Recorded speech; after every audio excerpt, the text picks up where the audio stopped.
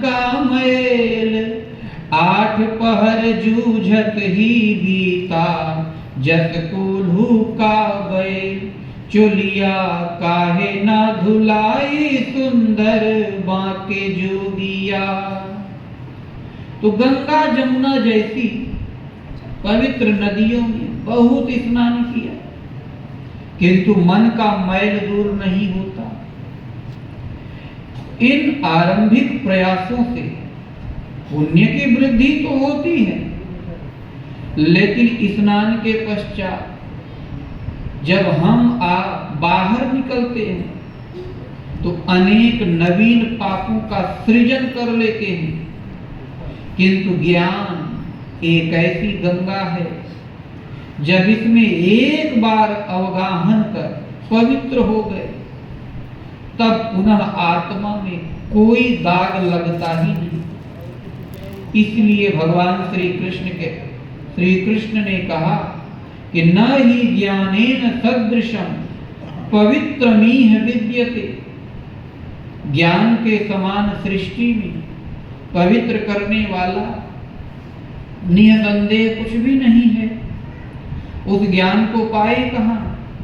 तत्स्वयं योग संसिद्ध कालेनात्मनि विन्दति। गीता 4:38। उसको तू स्वयं परिश्रम तुम्हें ही करना होगा। योग के आरंभ काल में नहीं, योग के मध्य में नहीं, बल्कि योग की सिद्धि काल में अपनी आत्मा के अंदर देखेगा। ज्ञान कुछ भी याद करने का नाम नहीं है। ज्ञान आत्मदर्शन के साथ मिलने वाली स्थिति है। भगवान की प्रत्यक्ष जानकारी का नाम ज्ञान है। तो बाह्य गंगा उत्तर प्रदेश, बिहार और बंगाल में बहती हैं, किंतु यह हृदय वाली गंगा सर्वत्र फैल जाती है। चहुं दिशि पानी पानी, सरग नरक वप बरग समाना, जह तह देख धरे धनुबाना। रामचरितमानस 2:130-7। न तो स्वर्ग स्वर्ग के रूप में रह गया, जिसकी अब कामना करे, और न नरक नरक के रूप में रह गया, जिससे हम भयभीत हों। जहां भी दृष्टि पड़ी अपने आराध्य देव का स्वरूप देखा। कब? जब ज्ञान का संचार हुआ तब ईश्वरीय अनुभूति देखा। इसी का नाम ज्ञान है, जिसका प्रसार सर्वत्र हो गया। अत्य ही पानी दुई पर्वत बूढ़े। दुई अर्थात द्वय, यानी हम अलग हैं, प्रभु अलग हैं। यही द्वैत की विशाल चोटी है। यही भक्त और भगवान के बीच विभाजक रेखा है। इसी मान ने प्रभु से अलगाव बना रखा है। तो ज्ञान की पराकाष्ठा में द्वैत का शिखर डूब गया, अर्थात प्रभु अलग हम अलग, यह भेद समाप्त हो गया। अभेद स्थिति मिल गई तो दरिया लहर समानी। हृदय देश में ज्ञान की परिपक्वता आते ही असीम आनंद की लहर समा जाती है। लोग कहते हैं परमात्मा में असीम आनंद है, अनंत सुख है। वो आज कहने के लिए है, किंतु यह उस क्षण की बात है जब हृदय में द्वैत की जो दो चोटियां हैं वह आप्लावित हो जाए और वहां भी ईश्वर का वास हो जाए, वहां ज्ञान छा जाए, वह ज्ञान रूपी गंगा में डूब जाए। तो जो योगी इस स्थिति को प्राप्त करता है वही कहता है कि परमात्मा में असीम आनंद और शाश्वत सुख है। यह भक्ति का परिणाम है, जिसकी प्राप्ति का स्रोत बताते हैं कि भक्ति सद्गुरुवाणी, सद्गुरु ने लाकर प्रदान कर दिया। भक्ति उनके क्षेत्र की वस्तु है, जिसमें चाहे जागृत कर दे। इस भक्ति में होता क्या है, इस पर कहते हैं, उड़ी माखी तरवर को लागी, बोले एकई बानी। तो मन रूपी मक्खी यही विषय विकार रूपी हैजा को फैलाने वाली है। मन ही आपे जगत बना के ऊंच नीच तन पाया, मन ही सरग नरक भुगतावे, मन से आया जाया। संतो मन सबको भरमाया। तो मन ही स्वर्ग का भोग करता है, मन नरक भोगवाता है।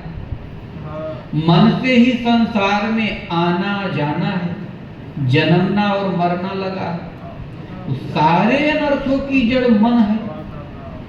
तो यह मन रूपी मक्खी उत्थान होते होते तरवर को लागी, उस मूल परमात्मा में जा लगी।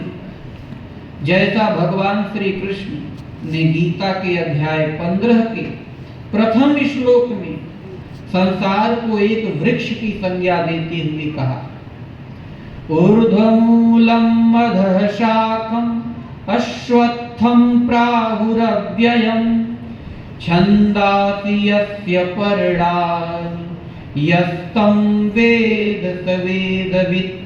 गीता 15:1।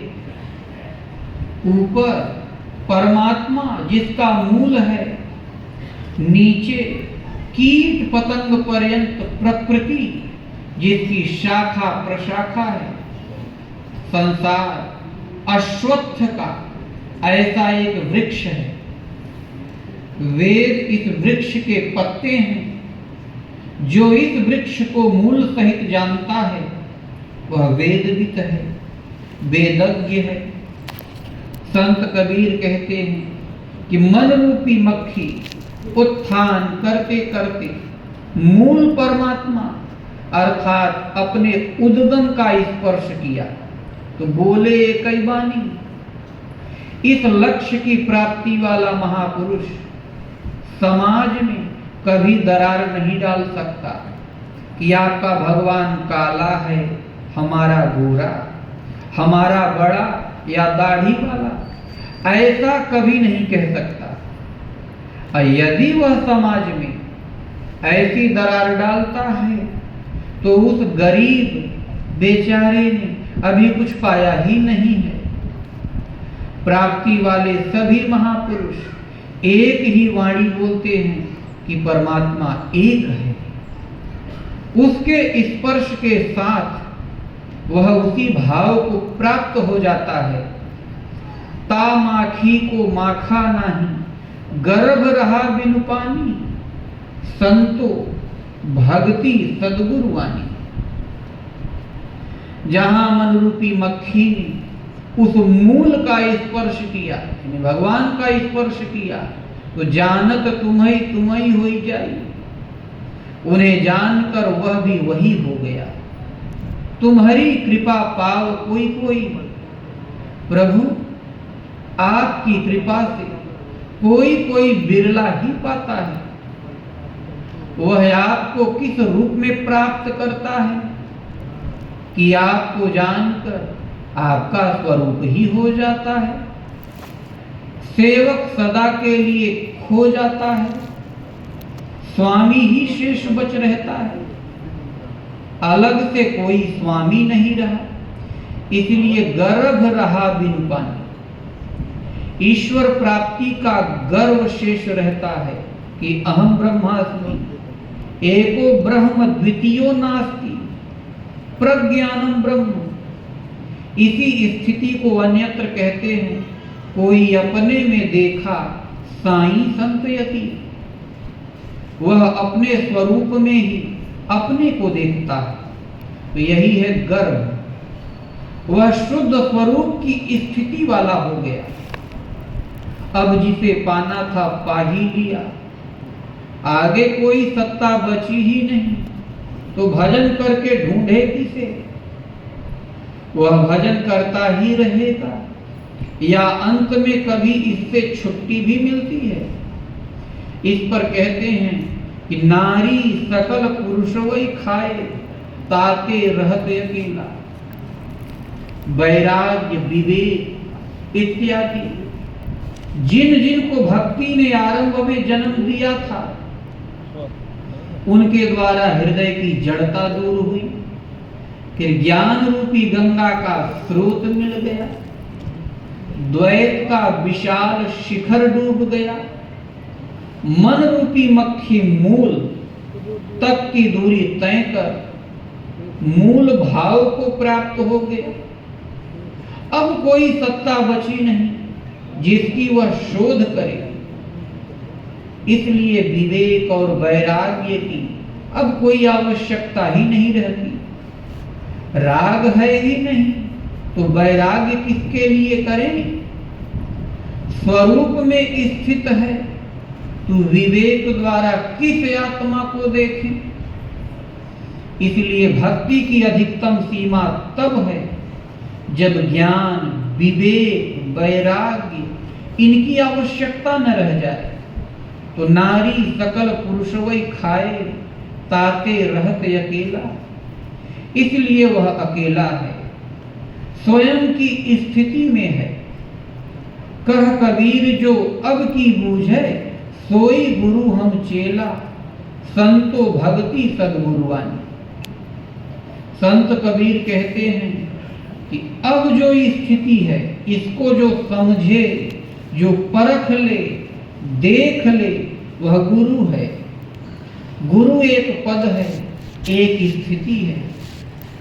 तब की नहीं जब गुरु की शरण गए थे, विवेक वैराग्य आरंभ किया था, शनैः शनैः हृदय की जड़ता टूटी, ज्ञान का संचार हुआ, मूल का स्पर्श कर लिया, आगे कोई सत्ता बची ही नहीं जिसके लिए शोध जारी रखें। अस्तु विवेक वैराग्य की भी आवश्यकता नहीं रही। अब जो स्थिति विशेष है उसे जो पहचान ले, बूझ ले, प्राप्त कर ले, वही गुरु है। इस स्तर वाले स्वयं तो सद्गुरु होते ही हैं, दूसरों को भी तारने की क्षमता रखते हैं। भगवान श्री कृष्ण कहते हैं, इस कर्म को किए बिना न कोई पाया है और न भविष्य में कोई प्राप्त कर सकेगा। इसलिए अर्जुन, तू इस नियत कर्म को कर। इस कर्म का परिणाम बताते हैं। जहां आत्मा विदित हो गई, आत्मा में ओत प्रोत और स्थित है, तृप्त है, उस पुरुष के लिए कर्म करने से न कोई लाभ है और न छोड़ने से कोई हानि। फिर भी वह पीछे वालों के हित के लिए क्रिया में बरतते हैं, जबकि स्वयं उनके लिए कोई लाभ हानि नहीं है। गीता अध्याय 3। यही संत कबीर का संदेश है कि भजन के आरंभ में विवेक वैराग्य का अनुसंधान आवश्यक था, किंतु पूर्णता में नारी सकल पुरुषवई खाए। जिन जिन को भक्ति ने जन्म दिया था उन्हें अपने में समाहित कर लिया, ताते रहत अकेला। शोध के लिए कोई अन्य बचा ही नहीं।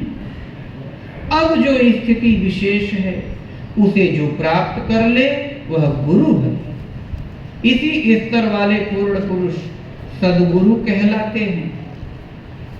इसी लक्ष्य को विदित करने वाला ही यह कहने का दावा कर सकता है कि मैं शिष्य हूं। अन्यथा हाट के गुरु बाट के चेला, अदो नरक में ठेलम ठेला, कल का मुड़िया आज अकेला।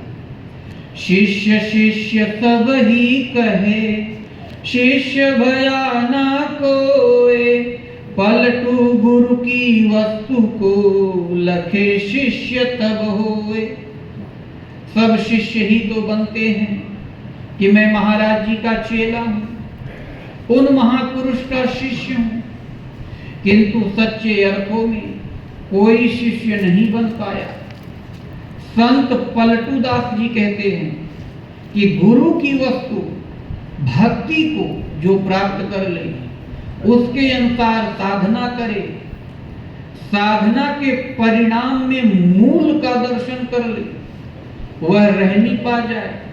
यह सब गुरु की वस्तु है और जो इसे प्राप्त कर ले वही शिष्य है। अन्य न कोई गुरु है न शिष्य। सारांशतः भक्ति सद्गुरु वाणी, भग इति स भक्ति। भग कहते हैं त्रिगुणमयी प्रकृति को। इसका अंत कर देने वाली जो प्रक्रिया विशेष है वह सद्गुरु के द्वारा ही प्राप्त होती है। इसे पाने का कोई अन्य उपाय नहीं है। हमारे अनसुईया आश्रम मध्य प्रदेश भारत में कई साधक साधना के आरंभिक दिनों में 2-2 महीने तक घनघोर भजन करते। पूज्य महाराज जी उनसे पूछते थे, बोल ध्यान धरता है? तो साधक धीरे से कहते तो महाराज कहते सर्वा कहत है हूँ। अरे मोर रुपवा को छौ पकड़ तो मोरे हूँ भीतर खुट कर। हमें तो बिल्कुल सन्नाटा दिखाई पड़ता है। कोई साधक गुरु महाराज का स्वरूप 2-2.5 महीने में पकड़ पाया तो किसी ने 4 महीने बाद स्वरूप पकड़ा। जब उसने गुरु महाराज का स्वरूप पकड़ लिया तत्काल अनुभव जागृत हो जाता था। तब गुरु महाराज कहते, बस बेटा भजन जा